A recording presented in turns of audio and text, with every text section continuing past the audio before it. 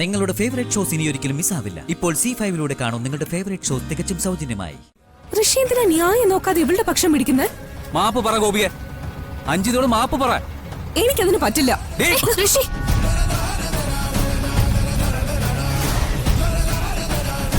വേണ്ട.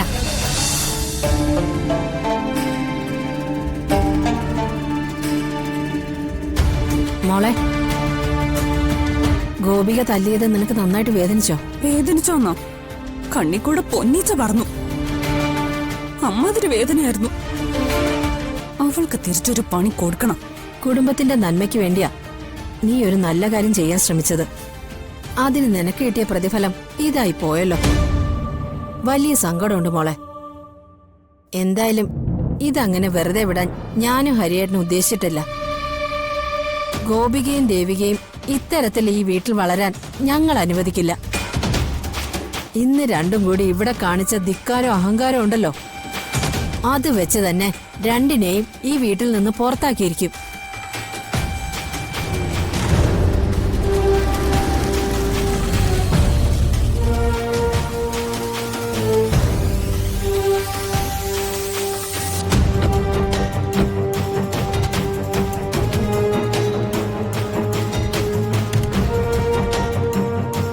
കാറിന്റെ ഒച്ച വെക്കുന്നു. അബി ഋഷിയും ഓഫീസിൽ നിന്ന് വന്നെന്നാ തോന്നുന്നേ. അവരിവിടെ വരുമ്പോ നീ അബിയുടെ മുന്നിൽ ചെന്ന് നന്നായിട്ടൊന്ന് കരയണം. കരയാനോ? കരയണം. അപ്പോ അവൻ അതിന്റെ കാരണം ചോദിക്കും. ഗോപിക തല്ലിയതുകൊണ്ടാ നീ കരയുന്നതെന്ന് നീ പറയണം. പരമാവധി അവനെ എരിവ് കയറ്റണം. അതിനെനിക്കിപ്പോ കരച്ചിന് വരുന്നില്ല ആന്റി. ഞാൻ എന്ത് ചെയ്യും?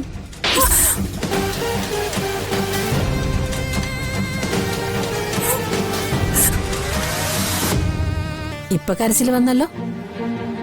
ഓക്കെ അല്ലേ? കരഞ്ഞോ കരഞ്ഞോ, നിർത്താതെ കരഞ്ഞോ. മോളെ അഞ്ജിത കരയില്ലേ? എന്താ എന്തു പറ്റി അഞ്ജിതേ? എന്തു പറ്റി? എന്തിനാ കരയുന്നത്? അമ്മേ, അഞ്ജിത എന്തിനാ കരയുന്നത്? അത് നീ അവളോട് എന്നെ ചോദിക്കേ. അഞ്ജിതേ, നീ കാര്യം പറ. എന്തിനാ കരയുന്നേ? ബേട്ട, ആ ഗോപിക അവൾ എന്നെ തല്ലി. ഗോപിക അഞ്ജിത തല്ലിയെന്നോ? അതെ. എന്തിനാ തല്ലിയത്? എന്താ കാരണം? എന്ത് കാരണം? ഒരു കാരണവും ഇല്ലാതെയാ ഗോപിക അഞ്ജിതയെ തല്ലിയത്. കാരണമൊന്നും ഇല്ലാതെ തല്ലുകയോ? അതെ മോനെ, ഒരു കാരണവും ഇല്ലാതെ അവൾ ഈ പാവം കുട്ടിയെ തല്ലിയത്. ആ, എന്നാ അതൊന്ന് ചോദിക്കണമല്ലോ. ഏയ് ഋഷിയേട്ടാ, വേണ്ട. ഇപ്പൊ ഗോപിക വിളിക്കണ്ട. ഒരു കാരണവും ഇല്ലാതെ എന്തായാലും ഗോപിക അഞ്ജിതയെ തല്ലാൻ സാധ്യതയില്ല. എന്തോ ഒരു കാരണമുണ്ട്.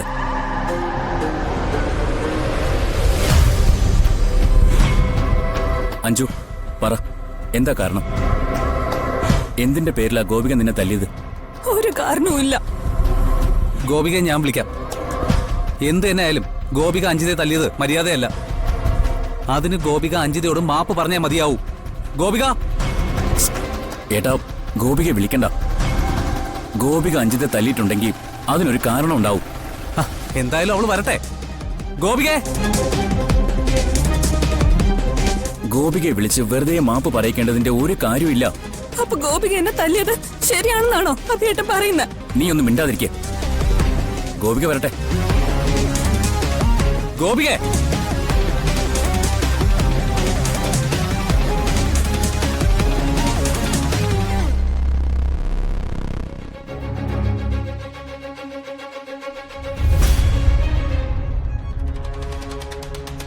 എന്താ ഋഷി, എന്തിനാ വിളിച്ചേ?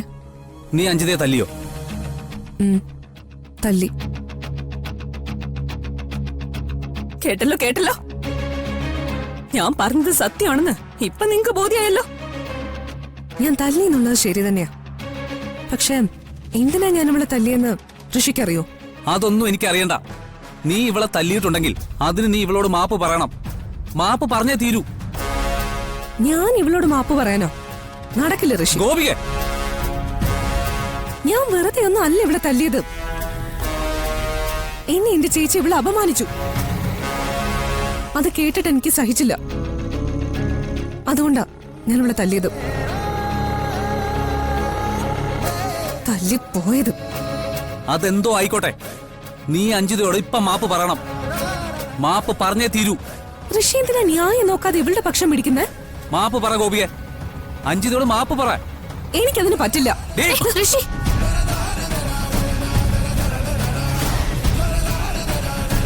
വേണ്ട.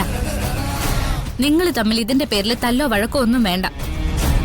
ഞാൻ പറഞ്ഞാൽ ഗോപിക അനുസരിക്കും.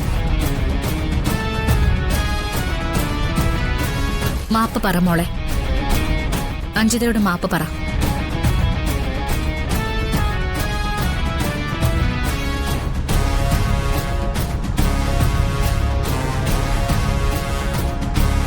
നിന്നോട് മാപ്പ് പറയാനാ ഞാൻ പറഞ്ഞത്. ഞാനാ പറയുന്ന മാപ്പ് പറയാൻ. ഞാൻ പറഞ്ഞ നീ അനുസരിക്കില്ലേ?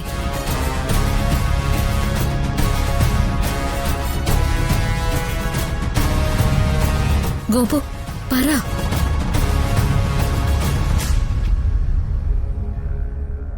മാപ്പ്.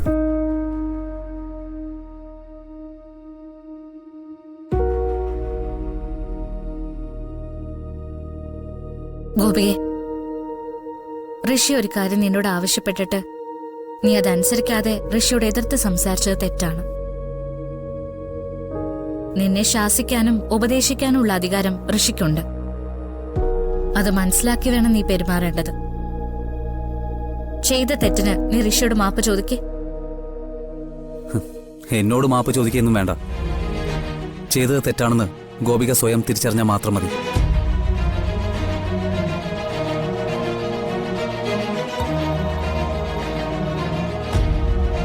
മോളെ,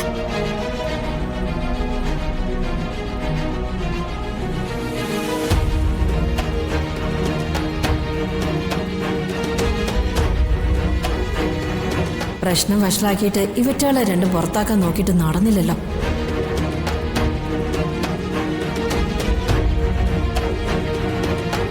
ഗോപു നിൽക്ക്, ഞാൻ പറയുന്നൊന്ന് കേൾക്ക്. മോളെ ഗോപിയെ നിക്ക്. ഗോപു വിട്, നിന്നോട് നിൽക്കാനല്ലേ പറഞ്ഞത്? ഗോപു നീ ഞാൻ പറയുന്നൊന്ന് കേൾക്ക്. ചേച്ചിക്ക് എന്താ പറയാനുള്ളത്? ചേച്ചി എന്തറിഞ്ഞിട്ടാ എന്നെ കൊണ്ട് അവളോട് മാപ്പ് പറയിപ്പിച്ചത്? ചെയ്യാത്ത തെറ്റിനാ ഞാൻ അവളോട് മാപ്പ് പറഞ്ഞത്. ചേച്ചി കാരണം അവളിപ്പോ വലിയ ആളായത്. എന്നിട്ട് ഞാൻ നാണം കെടുകയും ചെയ്തു. എന്തിനാ ചേച്ചി എന്നെ അവളുടെ മുമ്പിൽ നാണം കെടുത്തിയത്? ശരി, അഞ്ജിതയുടെ സ്വഭാവം എനിക്കറിയാവുന്ന തന്നെയാണല്ലോ. അഞ്ജിതയോട് തർക്കിക്കാൻ നിൽക്കുന്നതിന് പകരം നിന്നെ കൊണ്ട് അവളോട് മാപ്പ് പറയിച്ചാൽ പ്രശ്നം തീരുമെന്ന് എനിക്ക് തോന്നി. ഞാനൊരു കാര്യം പറഞ്ഞാൽ നീ അത് നിഷേധിക്കോ ഇല്ല. അതുകൊണ്ടാണ് ഞാൻ നിന്നെ കൊണ്ട് അവളോട് മാപ്പ് പറയിച്ചത്. മോളെ, ഇത് നമ്മുടെ വീടല്ല, അന്യ വീടാണ്. ഇവിടെ നമ്മൾ 3 പേരും മര്യാദയോടെയും സംയമനത്തോടെയും വേണം പെരുമാറാൻ. സമാധാനത്തോടെ കഴിഞ്ഞു പോകുന്ന ഈ കുടുംബത്തിന്റെ ഭദ്രതയ്ക്കും ഐക്യത്തിനും നമ്മളായിട്ടൊരു വിള്ളൽ ഉണ്ടാക്കരുത്. അതിനുവേണ്ടി ചില വിട്ടുവീഴ്ചകളൊക്കെ ഞാനും നീയൊക്കെ ചെയ്യേണ്ടി വരും. ഡൗൺലോഡ് ചെയ്യൂ C5 ആപ്പ്. കാണൂ എല്ലാ എപ്പിസോഡുകളും സൗജന്യമായി.